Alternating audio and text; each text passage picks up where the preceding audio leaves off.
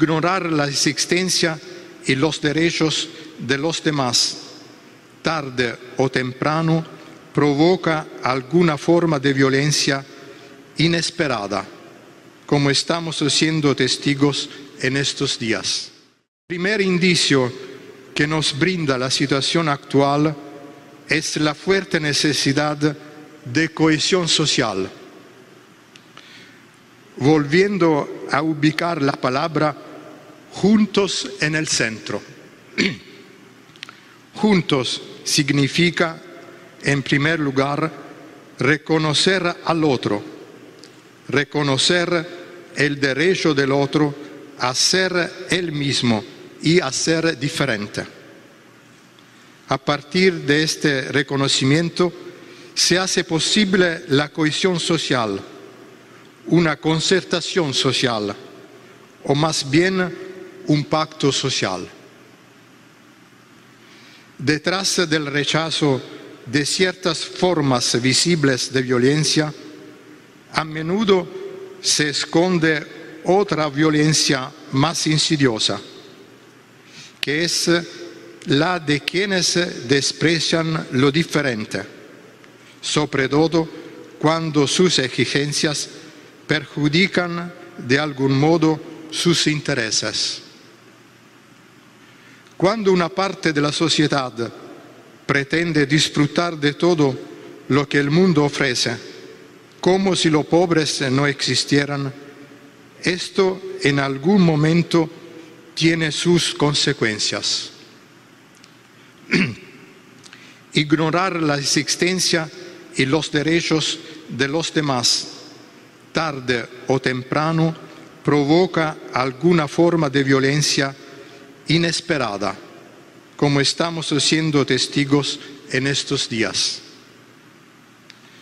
Los manifestantes son principalmente pobladores de las regiones rurales, urbano-populares y amazónicos, que por años han sido invisibilizados o marginados o postergados, desconociéndose sus derechos ciudadanos. Así fue el fuerte mensaje que hizo el nuncio apostólico en Perú, Paolo Rocco, a la presidenta Dina Boluarte y la canciller Anna Gervasi, que dice, entre otros mensajes, los manifestantes son principalmente pobladores de las regiones rurales, urbano-populares y amazónicas, que por años han sido invisibilizados o marginados o postergados, desconociéndose sus derechos ciudadanos. Ciertamente, la violencia contra las personas, contra la propiedad pública y privada, nunca es justificable. Es una pérdida para todos. Con la violencia no se construye, sino que solo se destruye. Sin embargo, hay que intervenir sobre las causas que la generan y neutralizarla haciendo prevalecer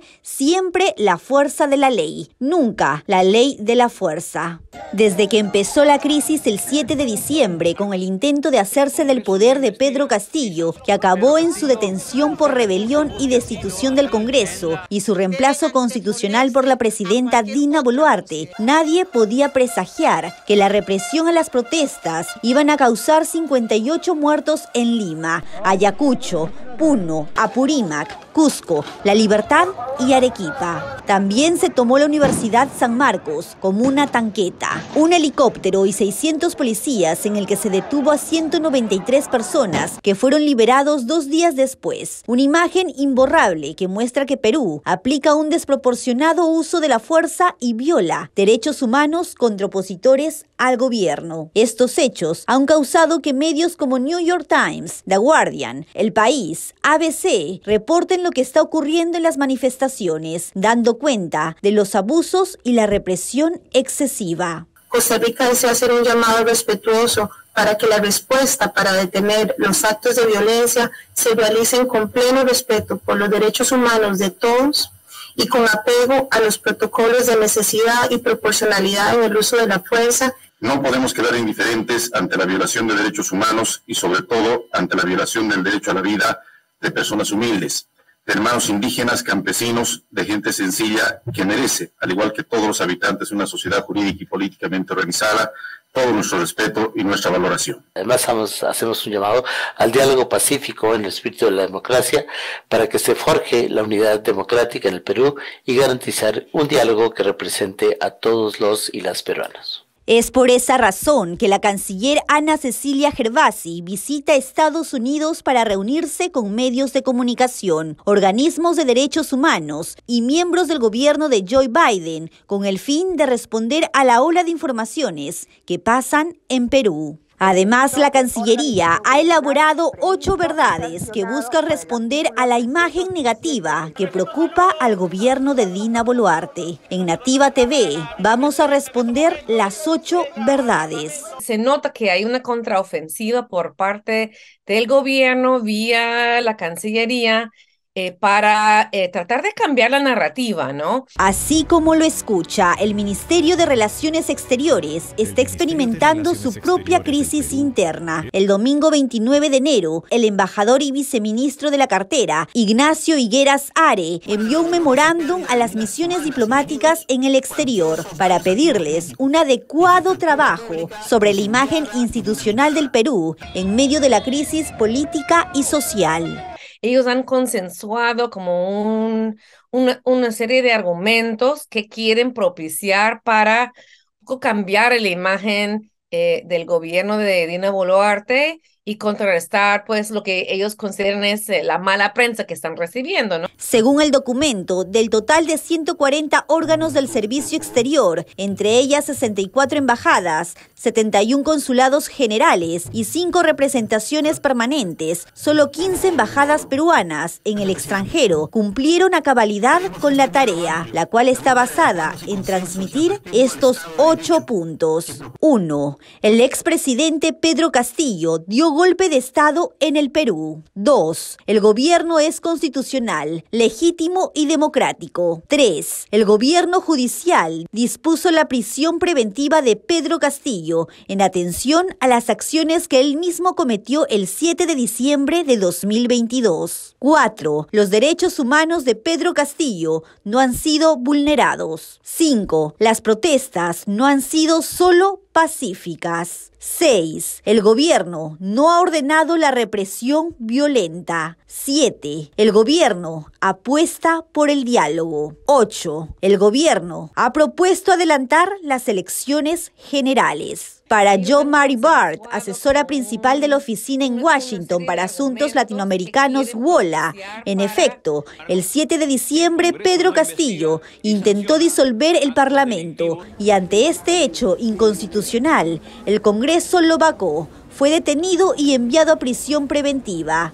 Pero decir que el gobierno es constitucional, legítimo y democrático contradice los hechos de violencia perpetrados por las fuerzas de seguridad que se vienen registrando desde el inicio de las protestas. Y las verdades 5, 6 y 7 son aún las más preocupantes. Tengo muchas preocupaciones, muchas discrepancias, porque dicen, por ejemplo, las protestas no han sido solo pacíficas.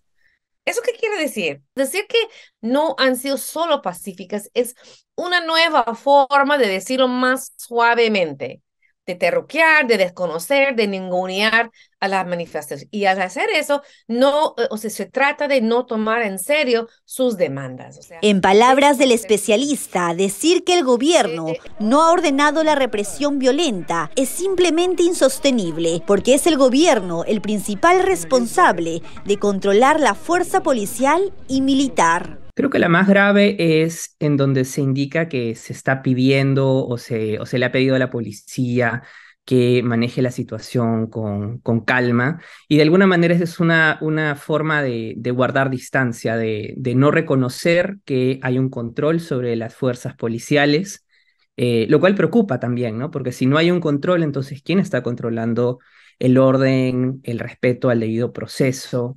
Si el gobierno no ordenó la represión violenta, entonces ¿por qué continúa la represión violenta? ¿El gobierno no controla la fuerza policial y militar? O sea, en un sentido, entonces el gobierno dice que yo no controlo nada, lo cual es grave. Estamos ante un gobierno cívico-militar, entonces. O sea, esa afirmación es muy grave, pero es un intento de lavar lavar el gobierno de responsabilidad, pero es muy grave. Otra de las afirmaciones es que el gobierno apuesta por el diálogo.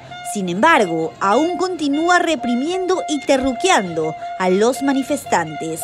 Para dialogar es necesario generar las condiciones para el diálogo. Es necesario generar confianza, tender puentes. El gobierno no ha estado haciendo eso. Sobre la última verdad de la Cancillería, que señala que el gobierno ha propuesto adelantar las elecciones generales, la especialista afirma que si bien es cierta la existencia de la propuesta, es evidente que la presidenta Boluarte está gobernando junto a un sector de la derecha en el Congreso, que no acepta el pedido de nuevas elecciones.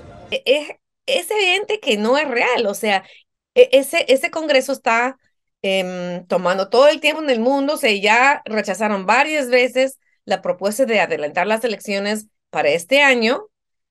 Todavía no está confirmado ni siquiera el adelanto para las elecciones en 2024. Dina Boluarte tiene en sus manos el poder de adelantar elecciones con su renuncia, pues al darse esa coyuntura, el titular del Congreso, en este caso José Williams, se pondría brevemente la banda presidencial para convocar de forma urgente a elecciones generales. Sin embargo, es una situación que la misma mandataria ha descartado. Finalmente, el Estado peruano, como es una democracia, o se supone que debería aspirar a eso, tiene que permitir tener narrativas en donde se reconozca la autocrítica, en donde se reconozca el error. Y preocupa mucho que esta búsqueda de la canciller o de la administración actual sea más bien la de ocultarlo todo, cuando hay muchas pruebas, hay muchos indicios en donde eso no es verdad. Para Américo Mendoza, catedrático en Harvard, estas 8 verdades son un discurso poco democrático que intenta callar las voces disidentes y del mensaje que ser crítico con el gobierno de Boluarte es ser enemigo del Perú. Kimberly Barrantes, Nativa nos conecta.